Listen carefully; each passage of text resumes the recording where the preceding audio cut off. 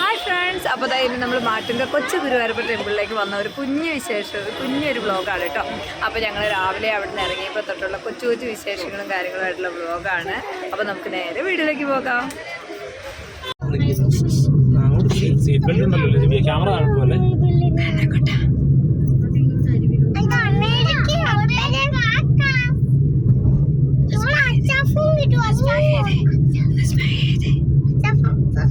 Hi friends, അപ്പൊ എല്ലാവർക്കും സ്വാഗതം.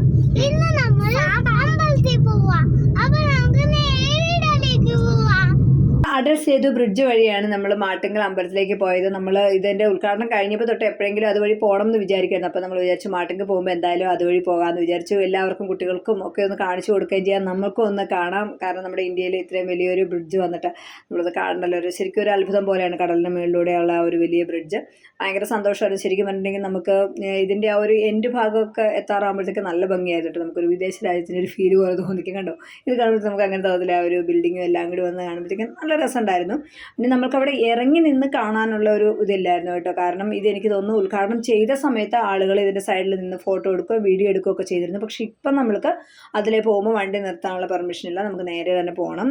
അവിടെ എനിക്ക് തോന്നുന്നു അങ്ങനെ ചെയ്തിട്ടുണ്ടെങ്കിൽ എന്തോ പെറ്റിയൊക്കെ അടിക്കുന്നത് എനിക്ക് തോന്നുന്നു, എനിക്കറിയില്ല കേട്ടോ കറക്റ്റായിട്ട്. അങ്ങനെ എന്തോ സംഭവമുണ്ട്. അപ്പോൾ ഇപ്പം നമ്മളതുകൊണ്ട് വണ്ടി നിർത്തിയൊന്നുമില്ല, നേരെ അതിൻ്റെ മേളിലൂടെ ഒന്ന് പോയി കുട്ടികളെയൊക്കെ ഒന്ന് കാണിച്ചു. അവരും ഭയങ്കര എക്സൈറ്റഡ് ആയിരുന്നു. അതുകൊണ്ട് അവർക്കും ഭയങ്കര സന്തോഷമായിരുന്നു കേട്ടോ. ഇത് കടലിന് മേളിലൂടെയുള്ളൊരു പാലാണെന്നൊക്കെ പറഞ്ഞാൽ ഭയങ്കര സന്തോഷമായിരുന്നു. അങ്ങനെ നമ്മൾ നേരെ മാട്ടുങ്കൽ അമ്പലത്തിലെത്തി. എനിക്ക് തോന്നുന്നു തമിഴ്നാട് കേരള സ്റ്റൈലിൽ പോലെ പണിത ഒരു അമ്പലം കേട്ടോ. നമ്മുടെ നാട്ടിലെ പോലെയൊക്കെ നമുക്ക് ഫീൽ ചെയ്യും. ഇതിങ്ങനെ പുറമേ നിന്ന് കാണുമ്പോഴത്തേക്കും നല്ലൊരു അമ്പലമായിരുന്നു.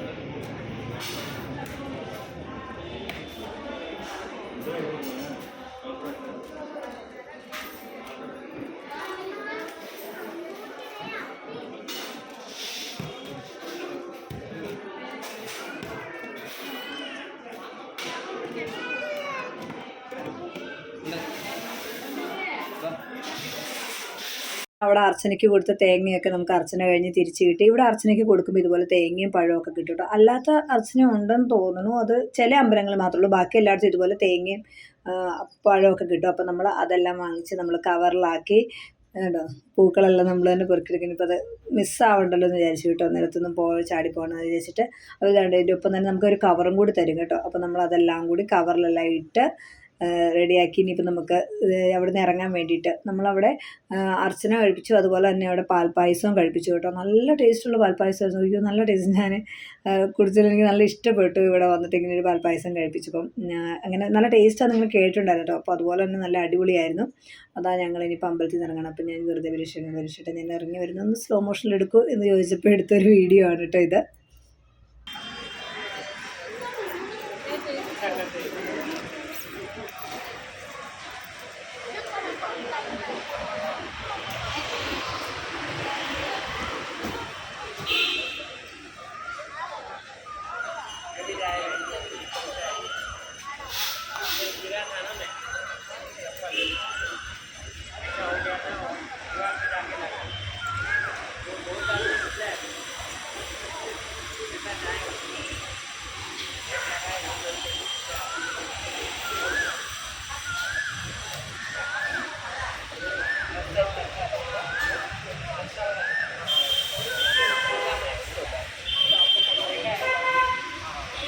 എല്ലാവരും കൂടെ അമ്പലത്തിൽ പോയി തൊഴുതിട്ട് ഇറങ്ങി.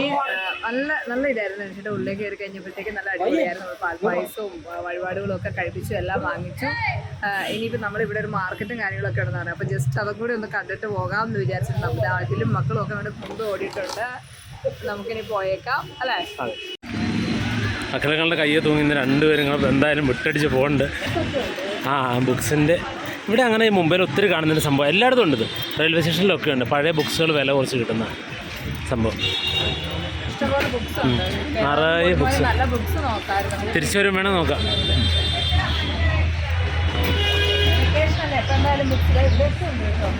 നിറയെ ഉണ്ട്. ഇതാ എന്താ പറയുക, അഖിലിൻ്റെ ഏതൊരു ബുക്ക് വേണമെന്ന് പറഞ്ഞു. അഖിലേ അന്ന് മറ്റേ ആ ബുക്ക് ഉണ്ടെന്ന് പറഞ്ഞാൽ ഇവിടെ നോക്കി കിട്ടില്ലായിരിക്കും. ഇല്ലായിരുന്നോ? അതെ അല്ലേ. ആ, അപ്പോൾ നമ്മൾ മാട്ടുകുളത്തായി ഇങ്ങനെ നടന്നു പോകുന്ന വഴിക്ക് നമ്മുടെ കേരള ഐറ്റംസായ തേൻമിഠായി ഒക്കെ ഇങ്ങനെ വെച്ചേക്കുന്നത് കണ്ടു. അപ്പോൾ നമ്മൾ അത് വാങ്ങിക്കാമെന്ന് വിചാരിച്ചിട്ട് അങ്ങോട്ടേക്ക് കയറിയതാണ്. അപ്പോൾ അവിടെ നിന്ന് നമുക്ക് അത്യാവശ്യം കുറച്ച് സാധനങ്ങളൊക്കെ വാങ്ങിച്ചു. അതിനുശേഷം പിന്നെ നമ്മൾ പോയത് മഹാലക്ഷ്മി എന്ന് പറഞ്ഞൊരു കടയാണ് കേട്ടോ. അടിപൊളി സാരിയൊക്കെ എന്ന് വെച്ച് കഴിഞ്ഞാൽ സൂപ്പറാണ്. നമ്മൾക്ക് കുറഞ്ഞ റേറ്റ് തൊട്ട് അത്യാവശ്യം നല്ല റേറ്റുള്ള, അതായത് നമുക്ക് കല്യാണ സാരി വരെ അവിടെ നമുക്ക് അവൈലബിൾ ആണ് കേട്ടോ. കാഞ്ചീപുരം സാരിയൊക്കെ നല്ല സൂപ്പർ സാരിയാണ്, നല്ല റേറ്റ് കുറവില്ല കേട്ടോ. അപ്പം ഞങ്ങൾ അവിടെ കണ്ടു കഴിഞ്ഞപ്പോൾ ഒന്ന് കയറി തരാം. മാർക്കറ്റിൻ്റെ ഉള്ളിലായിട്ടാണ് കേട്ടോ. നമുക്കങ്ങനെ തോന്നുമ്പോൾ ഇങ്ങനെ പുറത്ത് നോക്കുമ്പോൾ അങ്ങനെ വലിയൊരു ഷോപ്പായിട്ടും തോന്നത്തില്ല. പക്ഷേ എന്താ പറയുക, ഒരുപാട് വർഷം പഴക്കമുള്ള ഒരു കടയാണ്. ഒരുപാട് വർഷമായിട്ട് അവർ ഈ ബിസിനസ് ചെയ്യുന്നതാണ്. നല്ല അടിപൊളി സാരി ഇതാണ്.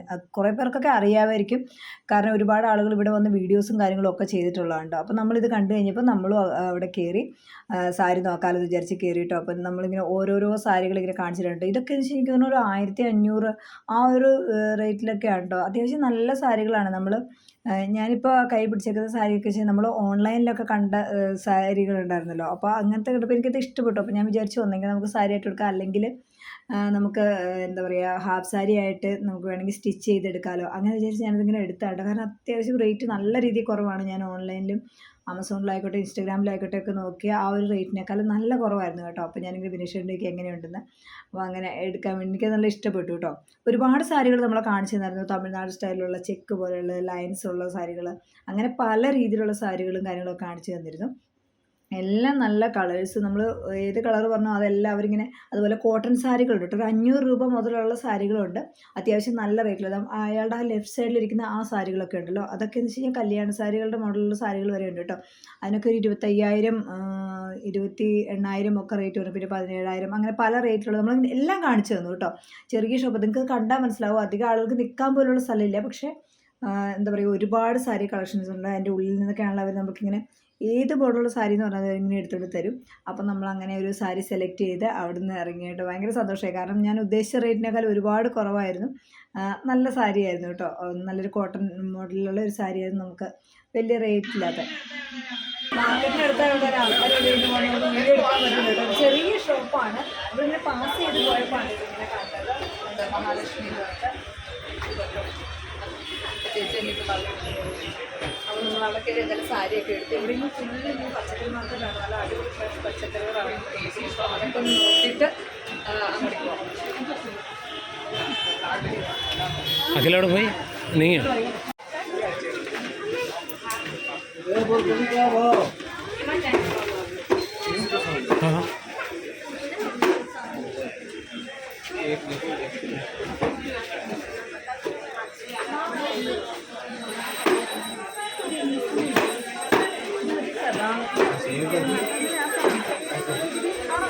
ഏത്?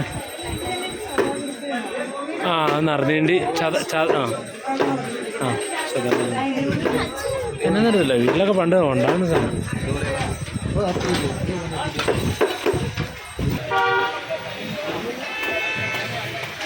മാർക്കറ്റിൽ വാങ്ങണ്ട എന്താണ് വാങ്ങണ്ടാത്ത എന്താണെന്ന് അറിയില്ലാത്ത അവസ്ഥയാണ്. കുറേ സാധനങ്ങളൊക്കെ എല്ലാവരും കൈകളിലും. നീ എന്തെടുത്താലും ഇത് വാങ്ങണ്ടാത്തായിരിക്കും.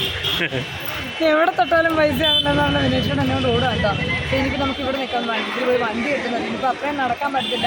നമുക്ക് ഇതുവഴി നേരെ ഇങ്ങനെ പോകാം. അടിപൊളി മാർക്കറ്റാണല്ലോ വിനീഷേട്ടാ. ആ ഷുഗർ കെൻ അത്. ആ മേടിക്കും ഒരു മിനിറ്റ്. കരിമ്പ് പൊളിച്ച് വെച്ചാണ്. കണ്ടിട്ടില്ല, അതോട്ട് കയറിയാ ഇപ്പോഴൊന്നും ഇറങ്ങുകയല്ല. ഇന്ന് കടയിൽ ആളില്ലെന്നാണ് ചേച്ചി. എന്നാ വില ചേച്ചി? പറയടാ എത്രയാടാ? ഇതുണ്ട്, ഇത് നമ്മുടെ കരിമ്പ് നല്ലപോലെ ചെത്തി പൊളിച്ച് വെച്ചാൽ എടുത്ത് റെഡിമെയ്ഡ് കഴിച്ചാൽ മതി. 50 രൂപ ഒരു പാക്കറ്റ്. और ये कैसे दिया था? 30 का ये 30 का एक जरा, ये 50 का അന്ന് പിന്നെ ടേസ്റ്റ് ചെയ്യാൻ പറ്റുമോ? സാമ്പിളുണ്ടോ? ടേസ്റ്റ് ചെയ്യാൻ പൊട്ടില്ല.